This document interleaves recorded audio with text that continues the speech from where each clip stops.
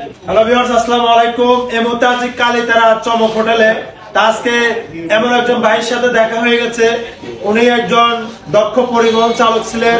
দেশে অনেক বছর গাড়ি চালাইছেন এবং বিদেশেও গাড়ি চালাইছেন। তো এখন উনি ওনার একজন ব্যবসাদার হয়ে গেছে। আমাদের চালক ছিলেন, এখন ব্যবসাদার হয়ে গেছে। তো এই মুহূর্তে আছে চমক হোটেলে। তো মুরব্বীর থেকে কিছু কথা শুনবো। সেটা হলো, মুরব্বী আমার আগে পরে ভিডিও দেখছে কিনা এবং আমার ভিডিওগুলা দেখার পর ওনার থেকে কেমন লাগছে তার অনুভূতিটা আমি আজকে ওনার মুখ থেকে একটু শুনতে চাই। ভাইজান, আপনি আমার ব্যবসার উদ্দেশ্যে বলুন, আমার ভিডিওগুলো আপনাদের কেমন লাগে? আলহামদুলিল্লাহ, আপনি খুব সুন্দর সুন্দর ভিডিও বানাইতেছেন।